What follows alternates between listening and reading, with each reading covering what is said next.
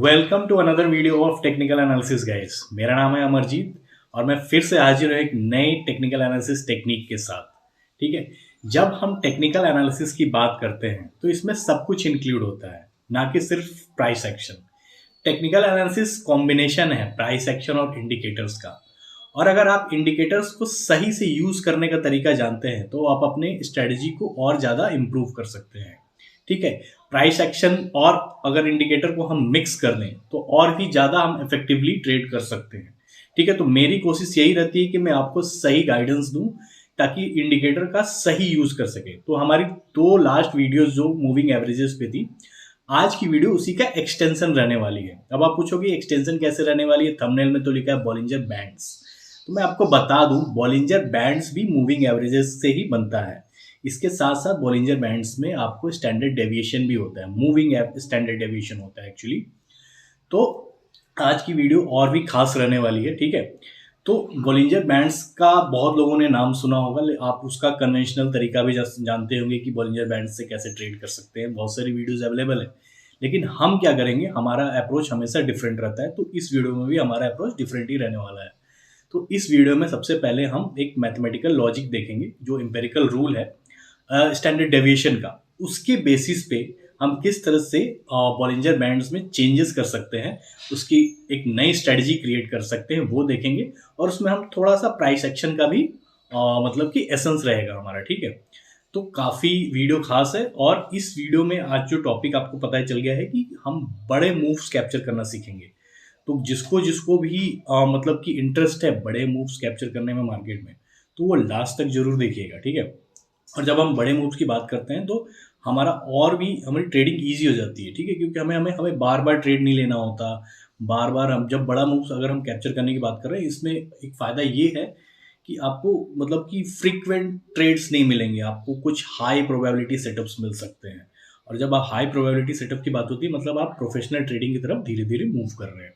ठीक है, तो प्राइस एक्शन और बॉलिंजर बैंड्स की बेसिस पे हम ये समझेंगे कि किस तरह से हम एक हाई प्रोबेबिलिटी सेटअप ले सकते हैं, बड़े मूव्स कैप्चर कर सकते हैं मार्केट में। ठीक है, तो विदाउट एनी फर्दर डिले चलिए शुरू करते हैं आज की वीडियो को। लेकिन उससे पहले आप चैनल को सब्सक्राइब कर दीजिए, वीडियो को लाइक कर दीजिए, और कमेंट्स में हमें ये भी बताइए कि और कौन कौन से टॉपिक है जिसको आप इंटरेस्टेड हैं समझने में। क्योंकि हमारा अप्रोच जो रहेगा वो हमेशा डिफरेंट रहेगा। हम लॉजिकल तरीके से समझाएंगे, ना कि सिर्फ कि स्ट्रैटेजी बता दी, उसका बैकग्राउंड पता ही नहीं है स्टूडेंट को कि क्या उसका बैकग्राउंड है, हम क्यों ट्रेड ले रहे हैं। ठीक है, तो पहले हम कोई भी चीज़ का लॉजिक समझते हैं, उसके बाद फिर उसका एप्लीकेशन समझते हैं। तो हर वीडियो में हम यही करते हैं। तो आप भी मुझे हमें सजेस्ट कर सकते हैं कि आपको कौन सा ऐसा टॉपिक है जिसका लॉजिक समझना है, या उसका एप्लीकेशन क्या बेटर एप्लीकेशन हो सकता है, समझ रहे हैं, क्या अनकन्वेंशनल एप्लीकेशन हो सकता है। क्योंकि कन्वेंशनल तरीका सबको पता होता है कि भाई ये कर लो वो कर लो, जो भी है यूट्यूब पे बहुत सारी वीडियोस हैं। ठीक है, तो चलिए शुरू करते हैं आज की वीडियो। तो बॉलिंजर बैंड्स पर ट्रेड लेना सीखने से पहले थोड़ा हम बॉलिंजर बैंड्स को जान लेते हैं। और जो कि मेरा समझाने का तरीका रहता है, पहले हम उसका लॉजिक समझेंगे, उसके पीछे क्या लॉजिक है, फिर हम उसका एप्लीकेशन सीखेंगे। ठीक है, तो बॉलिंजर बैंड्स को 1980s में डेवलप किया गया था बाय जॉन ए बॉलिंजर, इसलिए इसका नाम पड़ा बॉलिंजर बैंड्स, उनके नाम पे ही इनका नाम पड़ा। और इसमें दो चीज़ें रहती हैं। देखिए, पहले तो आपको मूविंग एवरेजेस का पूरा आइडिया है ही, उसके पीछे जो मैथमेटिक्स है वो बता चुका हूँ कि किस तरह जो हमारा एवरेज प्राइस है लास्ट के जिस भी पीरियड का हम चूज करते हैं, 20 50 मूविंग एवरेजेस, तो जिस भी टाइम फ्रेम भी यूज कर रहे हैं उसका जो एवरेज प्राइस है, जैसे 20 मूविंग एवरेज कर रहे हैं, 20 कैंडल्स का जो एवरेज प्राइस है वो हमें पता चलता है। वो एक लाइन के रूप में हम प्राइस के ऊपर नीचे वो मूव करता रहता है, मूविंग एवरेज इसे उसका नाम है। इसमें क्या होगा, इसमें हम मूविंग एवरेज के साथ साथ मूविंग स्टैंडर्ड डेविएशन भी समझेंगे।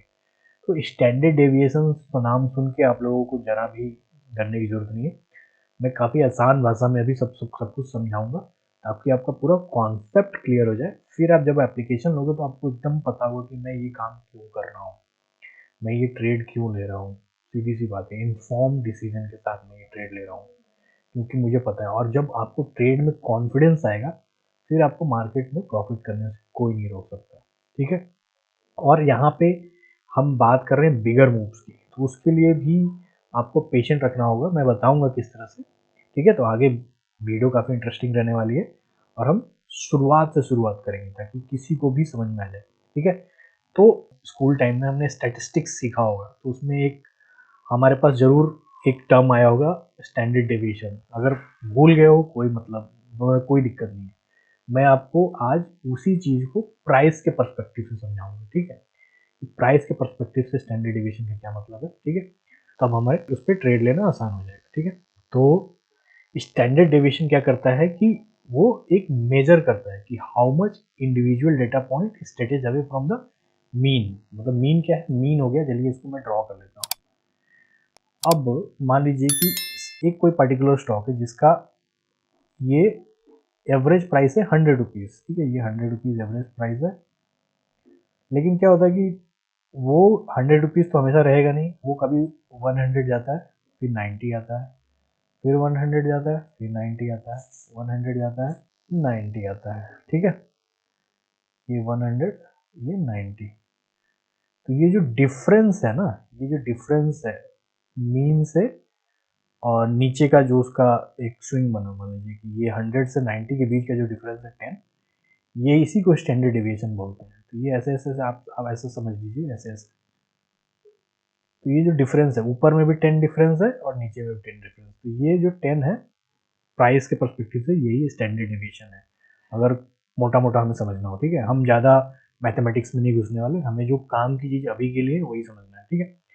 तो स्टैंडर्ड डेविएशन आपको समझ में आ गया कि क्या है, कि एक एवरेज प्राइस है। अभी के लिए जो हम प्राइस में देखेंगे बॉलिंजर बैंड में कौन सा मूविंग एवरेज देखेंगे, तो ये जो लाइन है ये मूविंग एवरेज हो जाएगी और इसके ऊपर ये इस तरह से दो दो लाइन चल रही होती है।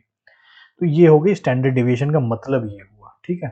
अभी स्टैंडर्ड डेविएशन को अभी हम और एक लेवल आगे समझेंगे नेक्स्ट स्लाइड में, तब हमें समझ में आएगा कि हम क्यों किस पे ट्रेड लेते हैं, ठीक है। तो ये तो हम मतलब समझ गए। अब जो नेक्स्ट चीज़ है कि बॉलिंजर बैंड्स में क्या क्या होते हैं, कंपोनेंट्स क्या क्या होते हैं। तो बॉलिंजर बैंड्स में जैसे कि अभी हमने समझा, जैसे स्टैंडर्ड डेविएशन में समझा, वो सेम चीज़ वही होती है। एक आपकी सेंटर लाइन होती है जो कि मूविंग एवरेज लाइन होती है, एवरेज प्राइस से जो कि मूव कर रहा है, और उसके ऊपर क्या होता है, एक ऐसे करके आपको दिखेगा, ये एरिया जो होता है ऐसे ऐसे, ये एरिया होता है, ये आपका स्टैंडर्ड डेविएशन लाइन होती है, मूविंग स्टैंडर्ड डेविएशन। तो ये पॉजिटिव स्टैंडर्ड डेविएशन हो गया, ये नेगेटिव स्टैंडर्ड डेविएशन हो गया, ठीक है। तो प्राइस अगर ऊपर जाएगा तो वो अपने मीन से पॉजिटिवली डेविएट कर रहा है, और नीचे जाएगा तो अपने मीन से नेगेटिवली डेविएट कर रहा है। तो यही है, तीन कंपोनेंट है जिसमें इन दोनों की वैल्यू सेम रहती है। अगर ये इधर जितना फूलेगा ये इतना फूलेगा, ये और ये मूव कर रहे होते हैं। हम अभी क्या देख रहे हैं, ये तो हम एक सीधा लाइन में देख रहे हैं, लीनियर देख रहे हैं, ये ऐसे मूव कर रहे होते हैं। प्राइस ऊपर जाएगा तो अगर प्राइस में इस तरह से कभी कभी फुल जाएगा, कभी पिचक जाएगा, क्यों होगा, क्योंकि प्राइस में ये वॉलेटिलिटी को दर्शाता है, ठीक है। वॉलेटिलिटी क्या होती है, मान लीजिए कि ये मेरा एवरेज प्राइस है, अगर प्राइस ऐसे ऐसे चल रही है, और तो आपका जो स्टैंडर्ड डेविएशन है वो भी ऐसे ऐसे चलेगा, और गलती से प्राइस ऐसे हो गई तो ये ऐसे हो जाएगा, ये फूल जाएगा, ठीक है। नीचे भी फूलेगा, जितना ऊपर फूलेगा उतना नीचे फूलेगा, उसका ये काम है।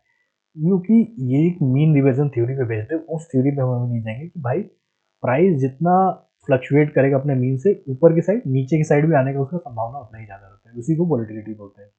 प्राइस किसी भी साइड अगर अपने एवरेज प्राइस से ऊपर नीचे जाता है, जो उसका फेयर वैल्यू है, उसका ऊपर गया तो नीचे आने का भी संभावना उतना ही रहता है, ठीक है।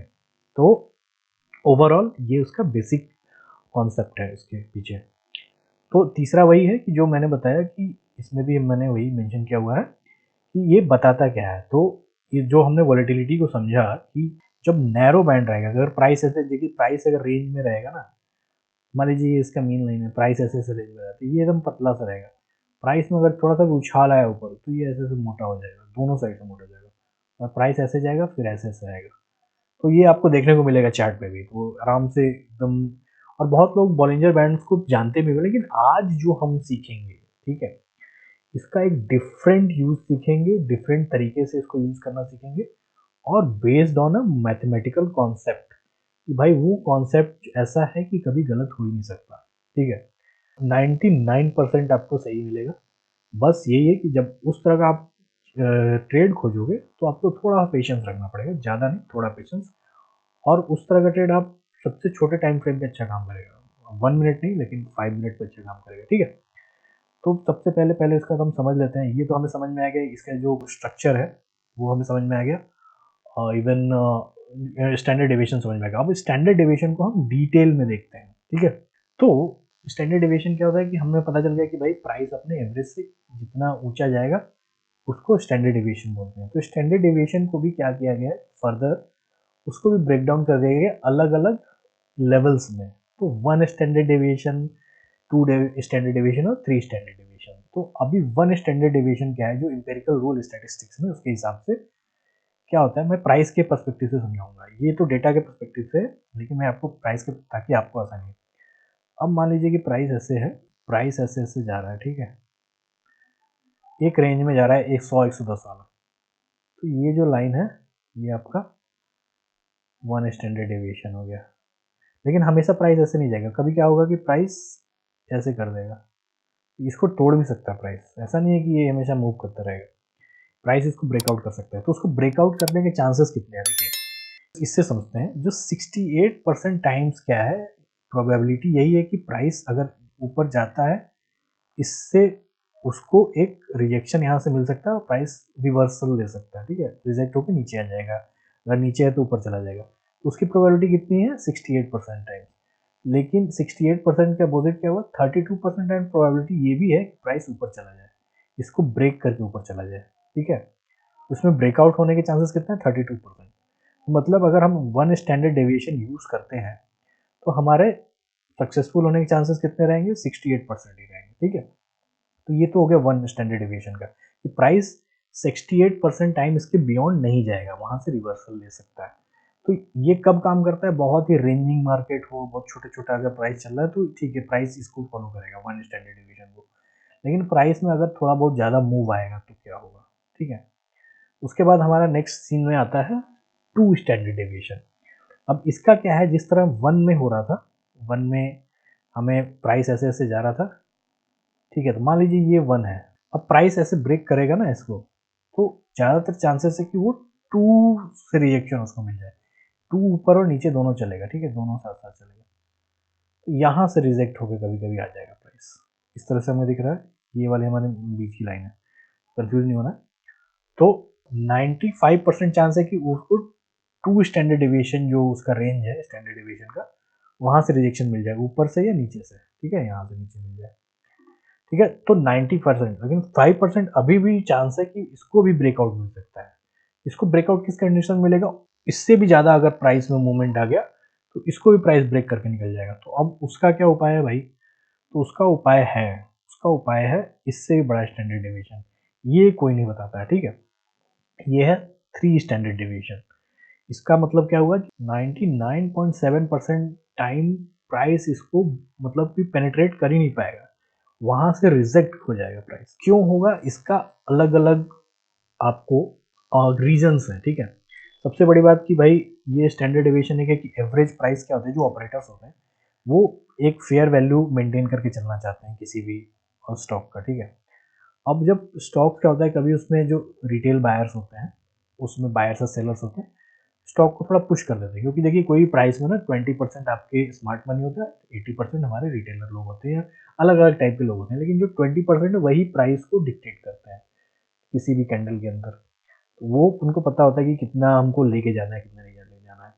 तो सीधी सी बात है कि वो क्या है कि वो इसके बियॉन्ड नहीं देने जाना चाहते, क्योंकि 3 स्टैंडर्ड डेविएशन चला गया, नहीं इसके बियॉन्ड नहीं जा सकता प्राइस, अब इसको लौटना होगा, ठीक है। जैसे बाकी में लौट रहा था, बाकी में कितना लौट रहा था, इसमें 68% के टाइम लौट के आ जा रहा था, इसमें 95%, इसमें 99। तो 99 कहने का मतलब है कि इसके नीचे ही रहेगा, तो अब इसके ऊपर कुछ नहीं जा सकता। मान लीजिए कि ये मेरा स्टैंडर्ड डेविएशन एक रेंज है, 3 स्टैंडर्ड डेविएशन, ये मीन है।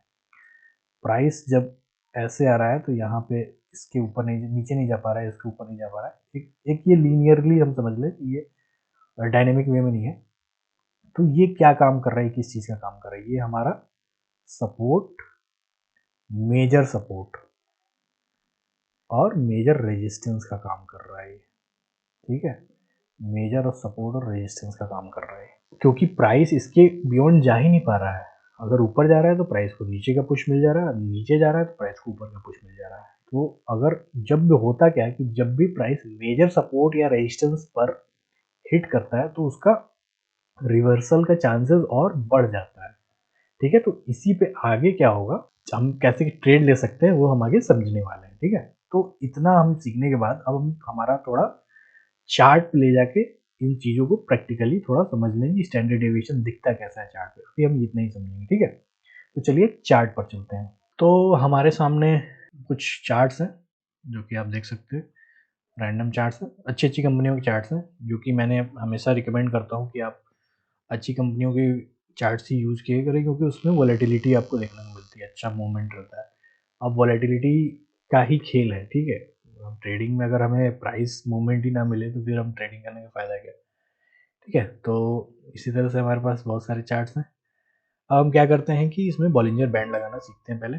ठीक है, तो यहाँ जाएंगे, हम सर्च मारेंगे बॉलिंजर बैंड्स। हमें पहले डिफरेंस देखना है, अभी हम कोई ट्रेड लेना नहीं सीख रहे हैं, हमें दिख रहा है कि किस तरह से जो मैंने अभी चीज़ बताई है कि प्राइस कब ब्रेकआउट कर देता है। देखिए यहाँ पे बहुत सारा आपको ब्रेकआउट में दिखाता हूँ। ये बाय डिफ़ॉल्ट जब आप लेंगे ना तो क्या बोलते हैं इसका, आप देख लीजिए, यहाँ पे स्टैंडर्ड डेविएशन आता है चेंज करने पे। ये सब चीज़ें हमें नहीं छेड़नी। लेंथ इसका 20 रहने देंगे, ये SMA पे बेस्ड है तो SMA पे रहने देंगे, ये में नहीं करेंगे। क्लोज, सोर्स को क्लोज रहने देंगे। स्टैंडर्ड डेविएशन यहाँ है, तो बाय डिफ़ॉल्ट ये आपको 2 स्टैंडर्ड डेविएशन देखने को मिलता है यहाँ पे। तो हम 2 स्टैंडर्ड डेविएशन ऐसे अप्लाई कर लिया हमने। अब हम क्या देखेंगे, हम देखते हैं कहाँ इसको प्राइस हमेशा ये कर देता है। यहाँ देखिए, यहाँ पे प्राइस इसको यहाँ पे ब्रेक कर दिया। अब लोगों को लगेगा कि भाई यार नीचे इतना स्ट्रांगली ब्रेक किया तो हो सकता है कि इसमें सेलिंग आ गई हो। यहाँ पे बहुत स्ट्रांगली ब्रेक किया है। ठीक है, तो मैंने क्या बताया था कि 95% प्राइस इसके बियॉन्ड नहीं जा सकता, लेकिन 5% तो जा सकता है। ठीक है, तो कन्फ्यूजन वही हो जा रही है ना, यहाँ पे भी वही चीज़ हो रही है। ठीक है, यहाँ पे देखिए प्राइस तो इसके ऊपर चला गया, यही चीज़ें हैं।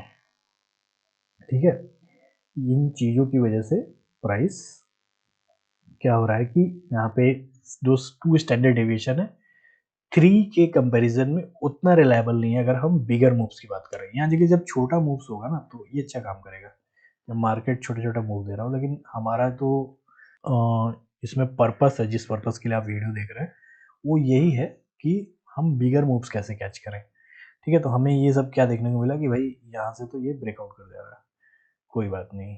अब एक काम करते हैं, इसको डिलीट करते हैं यहाँ से।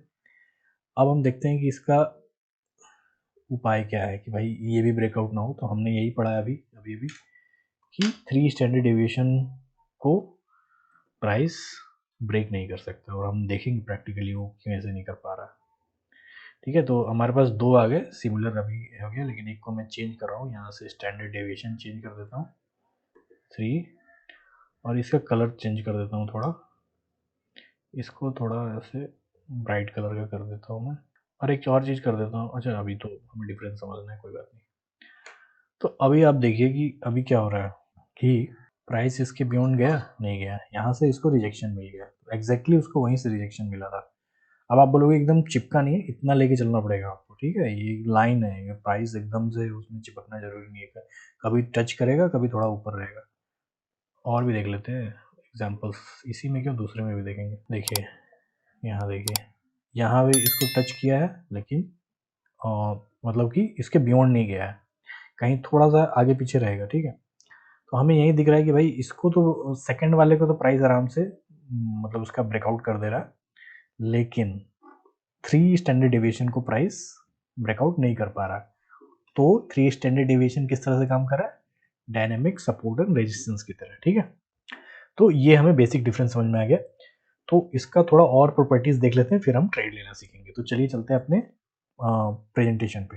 तो अब इसका नेक्स्ट प्रॉपर्टीज क्या है हम वो देखते हैं। इसकी जो प्रॉपर्टी हम जानते हैं, जो बॉलिंजर बैंड के लिए जो जिसके बेसिस पे हम ट्रेड लेना सीखेंगे, वो है द रिवर्सिबिलिटी प्रॉपर्टी। अब रिवर्सिबिलिटी प्रॉपर्टी क्या कहती है कि जो प्राइस जब भी अपने बॉलिंजर बैंड को सरपास करने की कोशिश करेगा, ठीक है, जो भी हम स्टैंडर्ड डेविएशन यूज़ कर रहे हैं, 2 यूज़ कर रहे हैं, 3 यूज़ कर रहे हैं, सरपास करने की कोशिश करेगा तो वहाँ से उसका रिवर्सल तय है। ठीक है, प्राइस अगर एक नए टेरिटरी में जा रहा है तो सीधे सी बात है किसी न किसी ऊपर या नीचे की साइड में एक बॉलिंजर बैंड को वो करेगा। स्पेशली हम अभी बात कर रहे हैं 3 बॉलिंजर बैंड की, 3 स्टैंडर्ड डेविएशन वाले बॉलिंजर बैंड की। तो उसको करेगा या टू गो करेगा, तो उसका वो क्या बोलते हैं कि यही है, टू गो करे थ्री गो करे तो वो रिवर्स बैक करता है अपने मीन पे, ठीक है।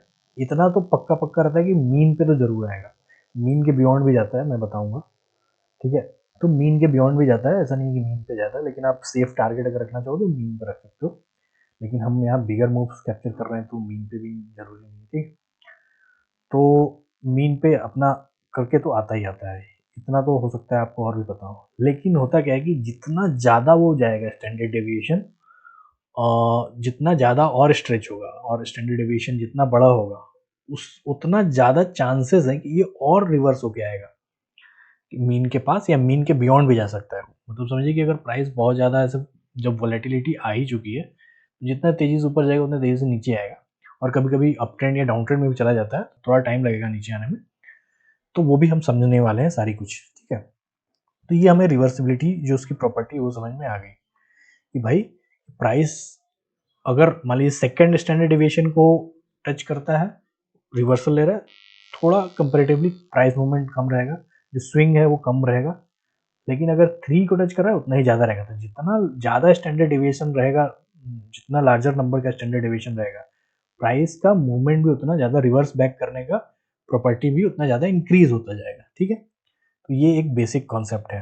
तो इसी कॉन्सेप्ट में हम क्या है जो हम मैंने बताया कि डायनेमिक सपोर्ट एंड रेजिस्टेंस, जो बॉलिंजर बैंड है उसके तीनों लाइंस आपके डायनेमिक सपोर्ट एंड रेजिस्टेंस के लिए काम करते हैं, ठीक है। वो किस तरह से करते हैं मैं आपको अभी एक समझा देता हूँ, ठीक है। ये मान लीजिए ये हमारी मेन लाइन है जो सेंट्रल लाइन बोलते हैं, ये हमारा अपर स्टैंडर्ड डेविएशन लाइन है, ये लोअर स्टैंडर्ड डेविएशन लाइन है। ये इस तरह से मैं दिखा रहा हूँ कि भैया ये डायनेमिक है, ये मूव भी करती है इस तरह से।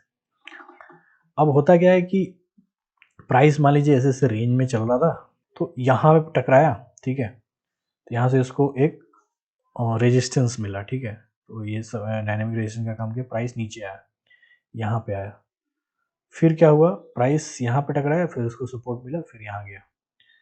अब जब प्राइस को, अब ये क्या होगा कि आपने यहाँ पे दो ट्रेड मिल गए, मान लीजिए आपको यहाँ मिल गए, यहाँ से यहाँ मिल गए।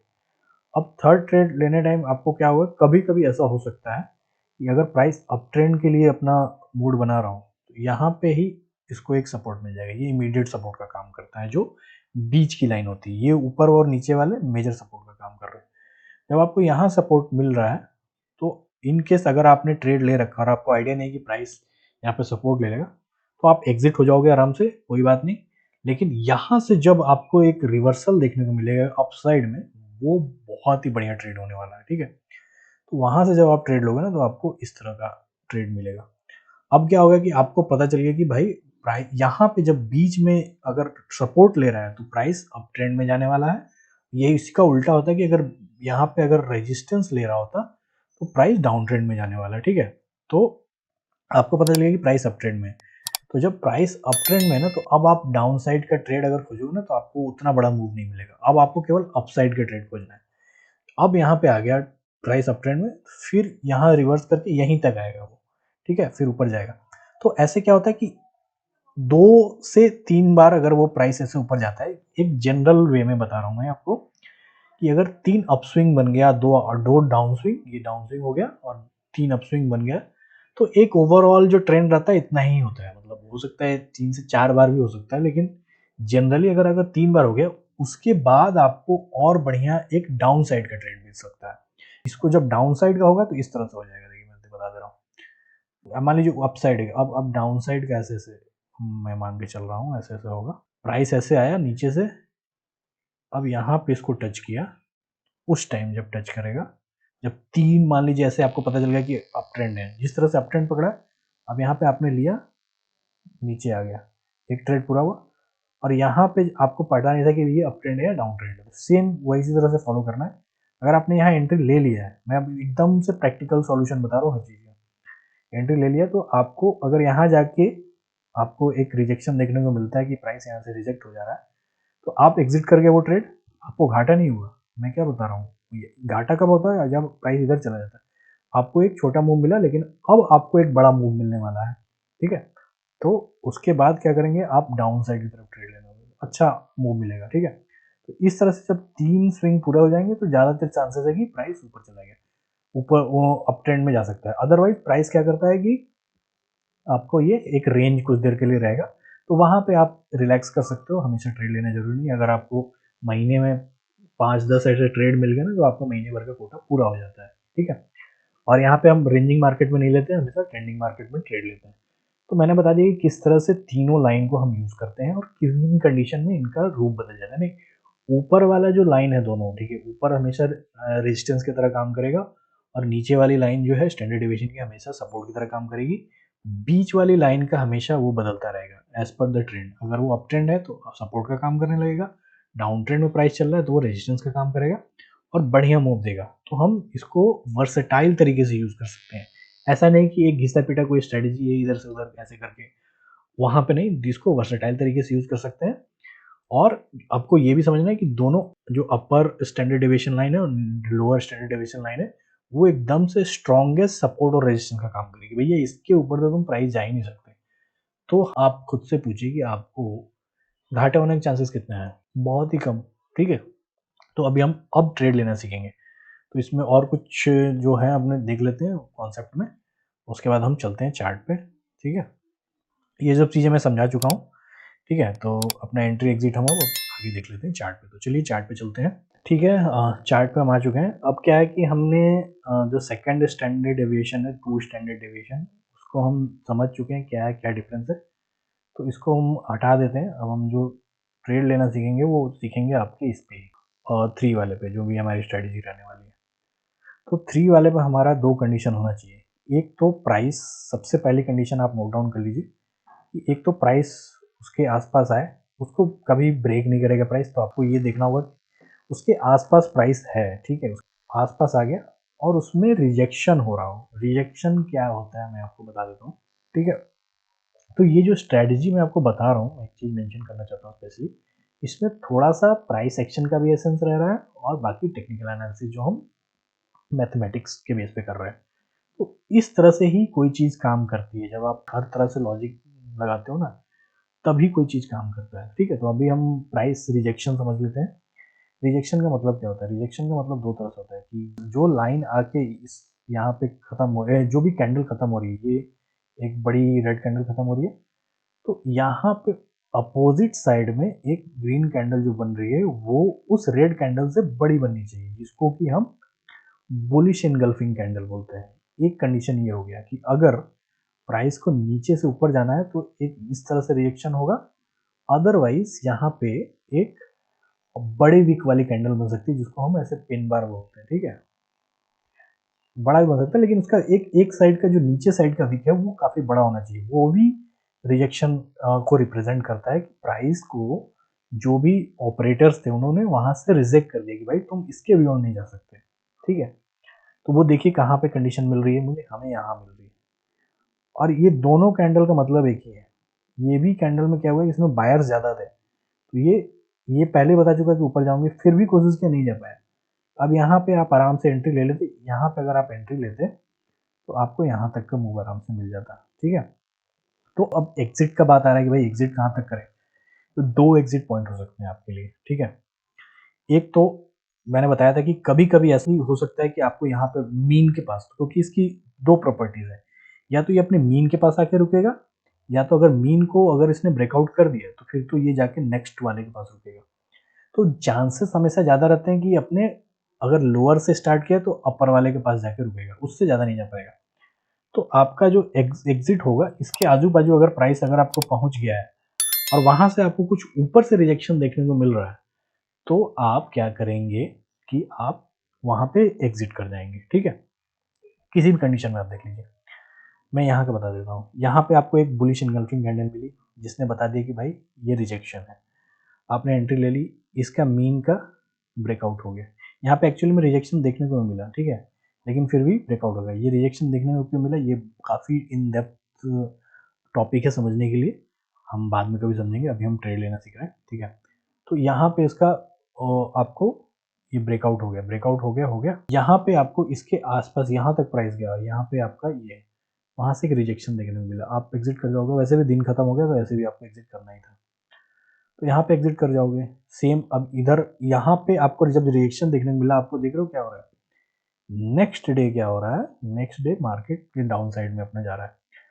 होता क्या है कि अगर आपको इस तरह का कंडीशन मिले और मार्केट क्लोज हो जाए कि भाई मार्केट जाके यहाँ पे कंडीशन में क्लोज हो गया, और उसके बाद आपको एक डाउन साइड में जैसे दिख रहा है, इसकी जगह मान लीजिए अपसाइड में दूसरा अपोजिट सिचुएशन रहता है तो अपसाइड में गैप गैप डाउन ओपनिंग हुई है, ये इसमें कुछ आपको अगर कंफ्यूजन लगे ना तो आप यहाँ पे ना इसको समझिए कि एक बड़ा सा टेल है और कुछ नहीं है। गैप और गैप अप और गैप डाउन में कभी भी कंफ्यूजन आपको लगे तो एक इसको टेल समझ लेना कि भाई यहाँ से प्राइस को नीचे पुश कर दिया गया है। तो यहाँ पे अगर आप एंट्री लेते हैं तो यहाँ हो जाता है, लेकिन ये वाली एंट्री मैं आपको रिकमेंड नहीं करूँगा। मैं आपको ये बता रहा हूँ कि इसका इफेक्टिबिलिटी कितना है, एफिकेसी कितना है, कि यहाँ पे अगर रिजेक्शन हो रहा है तो नेक्स्ट डे जाके भी प्राइस नीचे जा रहा है। तो ये डे का क्लोजिंग से मतलब नहीं है, अगर यहाँ से अगर हो गया तो यहाँ जाएगा, अगर यहाँ से हो गया तो यहाँ जाएगा, अगर उस दिन नहीं जा पाया तो नेक्स्ट डे जाएगा। लेकिन हमें अगर उसी दिन मौका मिल रहा है और हमारे पास टाइम है तभी हम ट्रेड लेंगे। अब ये 3:15 बजे तो हम ट्रेड नहीं लेने वाले थे ना, कि डाउन साइड का ट्रेड लेना है, या ये कैंडल पे भी हम ट्रेड नहीं लेने वाले थे। तो इसीलिए हमें बहुत सेलेक्टिव रहना पड़ेगा। चीज़ बढ़िया है लेकिन सेलेक्टिव रहना पड़ेगा। ठीक है, आपको मिल जाएगा। यहाँ पे देखिए क्या हुआ कि यहाँ पे इसको यहाँ पे गया। अब देखिए इसमें हम एंट्री कहाँ लेते हैं, आप बोलोगे कि यहाँ तो दोनों साइड का हमको रिजेक्शन नहीं देखने को मिल रहा है, तो हमारी एंट्री कब होती, ये कैंडल कुछ नहीं है, ये भी कैंडल कुछ नहीं है, ये भी छोटी छोटी कैंडल बन रही है, तो हमें वहाँ पे वेट कर लेना है। जब हमें एक बड़ी कैंडल दिख गई कि भाई एक बड़ी कैंडल दिख गई और प्रीवियस कैंडल के नीचे है, मतलब कि मान लीजिए ये ग्रीन कैंडल लास्ट थी, इसको ब्रेकआउट कर दिया इसने, तो अब है कि प्राइस अब मूड बना चुका है नीचे जाने का। नीचे जाने का जब मूड बना चुका है तो नीचे आएगा, वो नीचे आया, यहाँ पे नीचे आया, फिर रिजेक्शन मिला, फिर ऊपर गया, फिर ऊपर से देखिए यहाँ रिजेक्शन आया है ना, यहाँ पे अब ये अप ट्रेंड में जा सकता है। अभी तो मार्केट क्लोज है, अब आप देखेंगे कि अब इस लाइन को नीचे नहीं जा पा रहा है, मतलब ये अप ट्रेंड आ सकता है मार्केट में। तो देखते हैं नेक्स्ट डे क्या होता है। ठीक है, क्योंकि market is all about probabilities, हम प्रोबेबिलिटीज में बात करते हैं, पक्का कोई नहीं कह सकता कि नेक्स्ट डे क्या होता है। तो ये अगर कोई आपको पक्का बोल रहा है तो समझिए कि उसको कुछ नहीं आता। ठीक है, जो भी मैं अभी स्ट्रैटेजी बता रहा हूँ इसकी प्रोबेबिलिटी होती है, ये 80% 90% कितना टाइम काम सही हो सकती है और कुछ परसेंट टाइम गलत हो सकती है। ठीक है, तो ये चीज़ है। तो हमें एंट्री समझ में आ गई कि एंट्री कैसे लेनी है। कुछ और चार्ट्स देख लेते हैं। देखिए किसी भी चार्ट में आप देखिए, अगर आपको एंट्री मिल रही है अच्छी तो आराम से आप इसमें देखिए, यहाँ पे आपको रिजेक्शन मिला, दो दो कैंडल का रिजेक्शन था, प्राइस यहाँ गया। अब क्या है कि दिन एंड हो रहा है, ये कितने बजे की कैंडल होगी, आप मानिए कि समथिंग 2:30 बजे के बाद की है, 2:30 बजे के राउंड की। यहाँ पे आप 2:30 बजे के बाद तो ऐसे भी ट्रेड नहीं लेना चाहिए। यहाँ आप लोगे तो कितना टाइम लगेगा, यहाँ पे उसको रिएक्शन मिल गया। देखिए ये अप ट्रेंड में मार्केट जा रहा था, यहाँ गया, यहाँ पे ये जो मैं बोल रहा था ना कि यहाँ पे इसको रिजेक्शन मिला, तो नेक्स्ट मार्केट कहाँ खुला, यहाँ खुला। तो आप देखोगे कि ये गैप उतना ज़्यादा नहीं है और ये कैंडल भी बहुत छोटी है, तो आप यहाँ एंट्री ले सकते थे। उसके बाद फिर क्या हुआ, ये वहाँ से नीचे आया लेकिन यहाँ पे उसको रोक दिया गया। ठीक है, अब यहाँ पे हमें कोई क्लियर इंडिकेशन नहीं मिला कि भाई ये रिजेक्शन है या नहीं, तो यहाँ हम ट्रेड नहीं लेंगे। हर समय ट्रेड लेना जरूरी नहीं है, जब हमें क्लियर इंडिकेशन मिले। अब देखिए यहाँ पे ये क्या हुआ, क्या देखिए यहाँ से मैं जो बोल रहा था, एक और चीज जो बता रहा था, एक स्विंग बना, दूसरा स्विंग बना, तीसरा स्विंग बना। ठीक है, अब जब 3 स्विंग बन जाते थे, मैक्सिमम 4 स्विंग बना चाहिए। ये इसको स्विंग नहीं मैं मान रहा हूँ क्योंकि ये दोनों का रेजिस्टेंस सेम है, तो ये अप स्विंग नहीं मान रहा हूँ मैं। ठीक है, तो ये वाला अप स्विंग नहीं मान रहा हूँ क्योंकि ये दोनों का जो अप स्विंग और डाउन स्विंग दोनों सेम है, यहाँ से अप स्विंग मान रहा हूँ। 3 अप स्विंग इन जनरल अगर बन जाता है तो फिर मार्केट में रिवर्सल आ सकता है। तो अगर हमें यहाँ पे दिख गया कि भाई ये अप ट्रेंड है मार्केट, क्योंकि इस पे रिएक्शन ले लिया, तो अब हम यहाँ पे डाउन साइड का ट्रेड नहीं देखेंगे इस साइड में। ठीक है, तो हमें जब या 2 से 3 जब मिल गया हमें यहाँ पे स्विंग बना हुआ, तब जब हमें अगर ऊपर से रिजेक्शन देखने को मिले तब हम ले सकते हैं। और यहाँ पे वो भी रिजेक्शन क्लियर होगा। यहाँ पे देखिए एक बियरिश इनगल्फिंग कैंडल बनी हुई है और उसने जो मूव दिया है फिर अच्छा खासा मूव दिया है। तो यहाँ आके आपको मिल गया है कि भाई अब मार्केट ऊपर जाएगा नीचे जाएगा, आप एग्जिट कर जाओ। अदरवाइज आप इस तरह के जो अगर आप सेटअप यूज कर रहे हो जो कि काफी रेयर है, तो आप 1:3 स्ट्रेटजी का भी अपना वो रख सकते हो। क्योंकि जब हम बड़े मूव की बात कर रहे हैं तो हमारा थोड़ा रिस्क टू रिवॉर्ड वन मतलब कि ज़्यादा होना चाहिए। अब रिस्क टू रिवॉर्ड मैं अभी इसमें नहीं समझाऊंगा क्योंकि वीडियो बहुत लंबी हो जाएगी। आप रिस्क टू रिवॉर्ड रेशियो समझ लो कहीं से। ठीक है, अगर आपको समझ में आता है और बढ़िया है। यहाँ पे इस तरह की स्ट्रेटेजी में ना 1:3 का अगर आप रिस्क टू रिवॉर्ड लेके चल रहे हो आप आराम से प्रॉफिटेबल रहोगे, अच्छा खासा मतलब कि प्रॉफिट आ सकता है, ठीक है? क्योंकि इसमें आपको गलत होने के चांसेस बहुत कम है, ठीक है? अगर आपने एंट्री सही कर ली, मतलब अगर आपको रिजेक्शन दिखे तभी एंट्री लेना है। 2 कंडीशन है, एक तो पहले कि प्राइस टच करना चाहिए ऊपर या नीचे, रिजेक्शन होना चाहिए उसमें, जो 2 कंडीशन बताए, 2 तरह की कैंडल बननी चाहिए। उसके बाद हम एंट्री ले रहे हैं तो वहाँ जो हमारा स्टॉप लॉस होगा वो कहाँ होगा? अगर मान लीजिए कि 2 रिजेक्शन के बाद मैंने एंट्री ली तो हमारा स्टॉप लॉस इसके नीचे होगा, एकदम से यहाँ मत रखिएगा, हमेशा स्टॉप लॉस हंट हो जाता है, ठीक है? कि जो मतलब यहाँ से रिजेक्ट जिसने करवाया है ना प्राइस को, उसको पता है कि यहाँ बहुत लोग एंट्री करेंगे, तो इसके लोग पे बहुत लोग टाइट स्टॉप लॉस रख लेते हैं। टाइट स्टॉप लॉस मतलब कि किसी मतलब बड़े, ये मान लीजिए कि कितना होगा, ये 29 है ना, आप 28 यहाँ पर रख लीजिए, मतलब थोड़ा सा दूर रखेंगे ना तो वो कभी हिट नहीं होगा, ठीक है? वो हमेशा उछल जाएगा, क्योंकि हमने क्या पढ़ा अभी, जो मैथमेटिकल इसका ये एम्पिरिकल रूल था कि जब हम 3 स्टैंडर्ड डिविएशन यूज़ करते हैं तो प्राइस इसके बियॉन्ड नहीं जा सकता, लेकिन अगर आप अपना जो स्टॉप लॉस है उसके हाई या लो पर रखेंगे, वहाँ तक तो जाएगा ही ना प्राइस, वापस लौट के वापस जा सकता है, लेकिन उसके बियॉन्ड अगर हम अपना स्टॉप लॉस रखते हैं तो वहाँ नहीं जाएगा। तो थोड़ा सा लंबा स्टॉप लॉस रखेंगे, थोड़ा सा मतलब कि उसको ब्रीदिंग रूम दे दीजिए। उसके बाद उस स्टॉप लॉस, जो आपके बाइंग प्राइस और स्टॉप लॉस में जितना डिफरेंस है उसके 3 गुना ज़्यादा आप अपना टारगेट रख सकते हैं, आराम से अचीव होगा, ठीक है? कम ट्रेड लेने होंगे और लेकिन टारगेट बड़े बड़े रहेंगे, आपका महीने भर का कोटा पूरा, ठीक है? तो इस तरह से हम बॉलिंजर बैंड से इफेक्टिव ट्रेडिंग कर सकते हैं। तो इस वीडियो में यही था। आई होप कि आप लोगों को ये स्ट्रेटजी पसंद आएगी, और आपके जो भी क्वेरीज होंगी इससे रिलेटेड आप ज़रूर पूछिएगा हमारे कमेंट सेक्शन में। और दूसरी चीज़ ये भी है कि अगर आपको लगता है कि आपको और भी कोई टॉपिक है जो आपको अलग तरीके से समझना चाहिए, तो अ, आप प्लीज़ मेंशन कीजिए कि हमें और कौन-कौन सा टॉपिक समझाना चाहिए, क्योंकि कोई भी टॉपिक मैं समझाऊँगा तो इसी तरह से खोल के समझाऊँगा, ठीक है? कि आपको उसका एबीसीडी सब समझ में आ जाए। ऐसा नहीं कि बस आँख मूंद के ये स्ट्रैटेजी है, ऐसे ले रहे हैं, ट्रेडिंग कर रहे हैं। हर चीज़ देखिए इम्पोर्टेंट है। टेक्निकल एनालिसिस में इंडिकेटर भी उतने ही इम्पोर्टेंट है जितना आपका प्राइस एक्शन है। अगर हम दोनों को कंबाइन कर दें तो एक लीथल वेपन बन जाता है, ठीक है?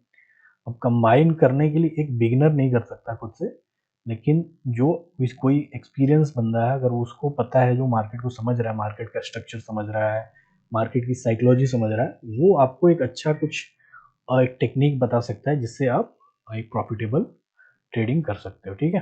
तो ये हमारा वीडियो एजुकेशनल पर्पज़ के लिए रहता है, ठीक है? तो हम कोई भी स्टॉक रिकमेंड नहीं करते इसमें, जैसे एनटीपीसी का चार्ट लगा तो आप, हम ये नहीं बोल रहे कि आप एनटीपीसी पे करो। आप अपने जो भी मैंने क्राइटेरिया बताया कि वोलेटाइल स्टॉक्स चुनिए, तभी आपको प्राइस मूवमेंट उसमें देखने को मिलेगा। और ये जो अभी स्ट्रेटजी बताई है, जो भी ये नॉलेज बताया है, इसको आप अपना एक्सपीरियंस के साथ प्रैक्टिस कीजिए, ठीक है? इसको पहले आपका पहला काम क्या होना चाहिए कि जो मैंने बताया है तरीका, आप उसको सिस्टमैटिक वे में नोट डाउन कीजिए कि क्या एंट्री है, क्या एग्ज़िट है, तो आपको एक क्लैरिटी आ जाएगी, ठीक है? ये तरीका ही होता है। क्लैरिटी आने के बाद एग्ज़िट क्या होना चाहिए, वो आपने सब कुछ डिसाइडेड हो गया, तो एक आपका वो सेटअप बन गया। अब उस सेटअप को आप कुछ दिन पहले बैक टेस्ट करेंगे, ठीक है? आपको फिर उसमें भी बहुत सारी चीज़ें पता चलेंगी कि अच्छा ये काम कर रहा है इस तरह से, इस कंडीशन में काम कर रहा है, इस कंडीशन में नहीं कर रहा है, तो मैं इस तरह से करूँगा, इस तरह से करूँगा, वो भी आ गया आपको। तब पैसे लगाए जाते हैं, ठीक है? क्योंकि जितना आप लर्निंग पे वो करोगे, पेशेंटली काम करोगे, अपने आप को इम्प्रूवमेंट में ज़्यादा ध्यान करोगे, तो पैसा तो आएगा ही, ठीक है? पैसा कहीं नहीं जाने वाला। तो ठीक है, तो आज की वीडियो को यहीं ख़त्म करते हैं, ठीक है? मिलते हैं नेक्स्ट वीडियो में, लेकिन उससे पहले आप प्लीज़ चैनल को सब्सक्राइब कर दीजिए, क्योंकि हम ऐसी वीडियोज़ और भी लाते रहेंगे। उसके बाद जो कमेंट्स में अपने अच्छे से कमेंट डाल दीजिए, और वीडियो को लाइक भी कर दीजिएगा। Thank you.